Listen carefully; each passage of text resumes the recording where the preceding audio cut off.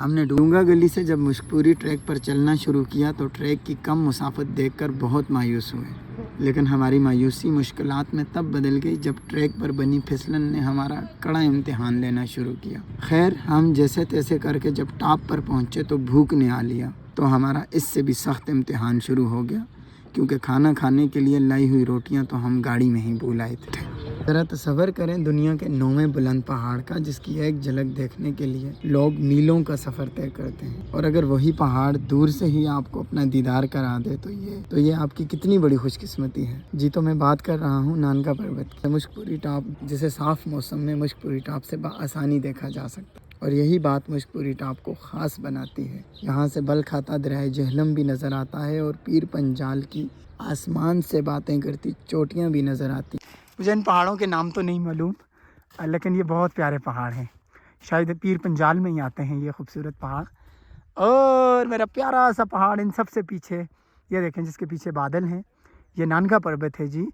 8126 metre पर विराजमान है ये, और मुश्कपुरी से नज़र आ रहा है। इस तरफ अगर मैं आपको दिखाऊं, ये लें जी, गंजा पहाड़ नज़र आ गया भेड़ी गांव वालों का, और पता नहीं बहुत मज़े का कहीं पार्क है इसके, ये उसमें आता है वो पार्क भी जो है, ये इस पहाड़ पर मुश्तमिल है। और ये देखें, ये शिंगरी का पहाड़ है, और बिल्कुल मकड़ा भी नज़र आ रहा है जी। ये देखें मकड़ा पीक, मकड़ा के बिल्कुल साथ अगर आपको छोटी सी पहाड़ी नज़र आ रही है पीछे, ये शिंगार है, और ये दूसरे पहाड़ आगे हैं जी, बड़े छंज वाले, जिन छंज बोलते हैं ग्लेशियर को।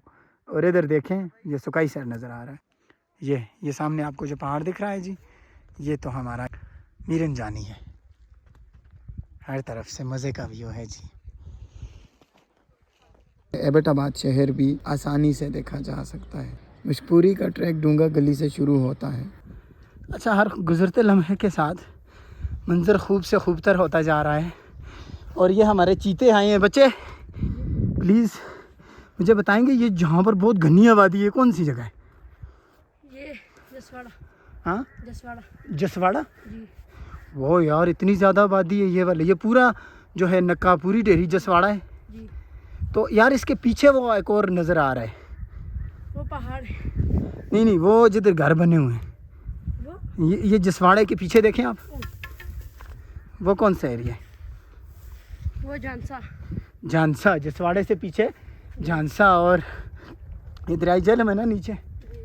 ओके, जब हमने देखा कि ये तो महज 2.5 किलोमीटर का ट्रैक है तो बहुत अजीब सा लगा। भाई भला ये भी कोई ट्रैक है? लेकिन हमारी मुश्किलात में उस वक्त इजाफा हुआ जब हमने बर्फ़ पर चलना शुरू किया, क्योंकि ट्रैक पर फिसलन बनी हुई थी तो हमारे लिए दुश्वारियाँ पैदा कर रही जी। तो सर सबसे ऊपर चले गए, और वो ये दावत दे रहे हैं कि आप भी जल्दी से आ जाए, बेखौफ होकर आए जी। तो सरवर साहब के चेहरे पे आप खुशी देख रहे हैं। ये जब भी पहाड़ों पे आते हैं तो इनके चेहरे पे आपको इसी तरह का नूर दिखता है, और ये ब्लश करने लगते हैं खूबसूरती के साथ।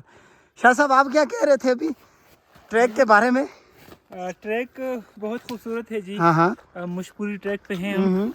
बिल्कुल। बस मुझे इस तरह के ट्रैक से बस एक मसला आप कह लेके होता है जी कि ये जो छोटे ट्रैक होते हैं या फिर जो आसान ट्रैक होते हैं, बहुत ज़्यादा होते हैं जी। और मैं ज़ाती तौर पे इस तरह के ट्रैक से तंग होता हूँ। थोड़ी खामोशी होनी चाहिए, बिल्कुल, थोड़ी फितरत होनी चाहिए। हाँ, वो बेशक फितरत बीवी ना हो, लेकिन ये नेचर हो पहाड़ों वाली। बिल्कुल जी। लेकिन ये जो है अभी आप बता रहे थे कि ये देखें आप किस कदर ये जराब पड़े हुए हैं ट्रैक पे जगह जगह। अब नेचर के हुस्न को जो है ना वो तातार करते हैं ये। खैर, बाज़ जगहों पर से तो हाथ पाँव लगाते गिरते फिसलते जब टॉप पर पहुँचे तो यारों को भूख लग गई, और अब हमारा असल इम्तिहान शुरू हुआ, क्योंकि दोस्त रोटियां तो गाड़ी में ही भूल आए थे जहां से ट्रैक का आगाज़ किया था। हमने ट्रैक पर फिसलन से बचने का हल तो अपने बूटों पर जराबें पहन कर निकाला, जबकि भूख मिटाने का हल मुझ अकेले से दोबारा गाड़ी से रोटियाँ मंगवा कर निकाला, जिसने मेरा बरकस निकाल दिया। हाँ जी दोस्तों, तो मैं वापस जा रहा हूँ, मेरे दोस्त ऊपर ही हैं सारे। अब उन दोस्तों ने क्या किया कि रोटियाँ जो हैं गाड़ी में भूल आए हैं, और अभी जो है उन्होंने कहा है कि चूँकि ज़्यादा फिट आप हैं, लिहाजा ये जिम्मेदारी हम आपको सौंपते हैं कि आप जाएं और हमारे लिए रोटियाँ लेकर आएँ। सो अभी क्या करूँ, मुझे जाना पड़ेगा। मैं पहुँच आया हूँ तकरीबन बस अभी सीधा पहुंचते हैं और रोटियां लूँगा और वापस फिर जाऊँगा। खैर खाना खाने के बाद हम वापस आ गए। वापसी पर शाह साहब की बर्फ़ से फिसल कर गिरने वाली खबर सुनकर मैं अपनी सारी थकन भूल गया और एक कमीनी सी मुस्कुराहट ने माहौल को खुशगवार बना दिया।